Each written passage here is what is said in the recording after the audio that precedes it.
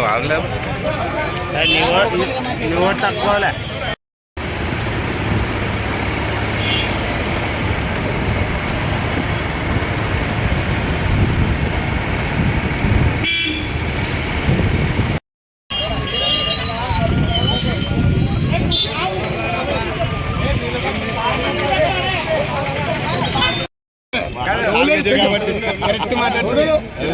అవుతురమ్మను ఎంగ తిండికి వస్తా అంటే మనం మాట్లాడు ఎవరు రాలేదు కదా ఎవరు వస్తారు ఇంకా ఇంట్లో పెట్టిన ఖర్చు 4 రోజులకి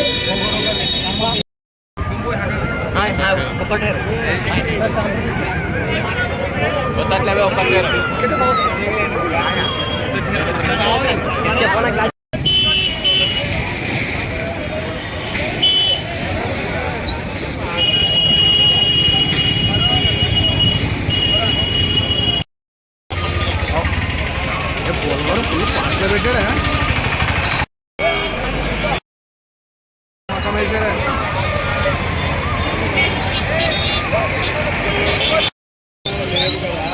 ఈ 5 ఏళ్ళలో మీకు అమరావతి నడైతుంది అంటే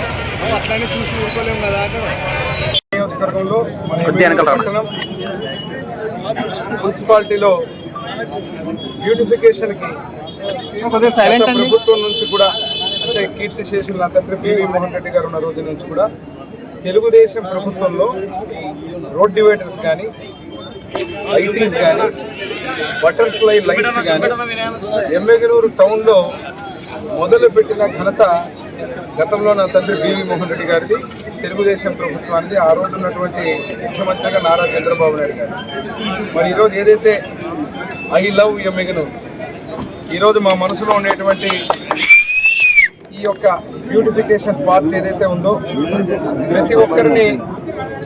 ప్రేమ సూచికగా ఎమ్మెగనూరుని ఇష్టపడేటువంటి ప్రతి ఒక్క ఎమ్మెగనూరు వాసులందరం కూడా ఎక్కడ ఏ ప్రాంతంలో ఉంటే ఆ ప్రాంతంలో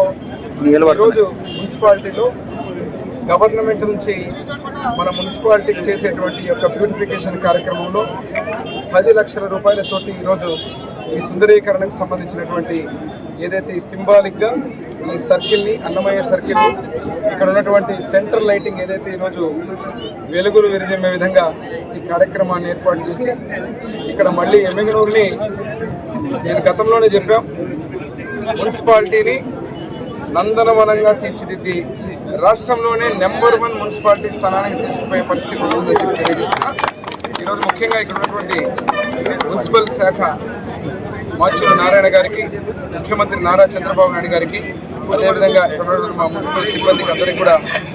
ధన్యవాదాలు తెలియజేస్తున్నా, శుభాకాంక్షలు తెలియజేస్తున్నా. చాలా చక్కగా ఈ కార్యక్రమాన్ని నిర్వహించి ఇదే రకంగా రానున్నటువంటి రోజుల్లో ఎమ్మెగనూరు టౌన్ అందాలని సుందరీకరణలో బ్యూటిఫికేషన్లో భాగంగా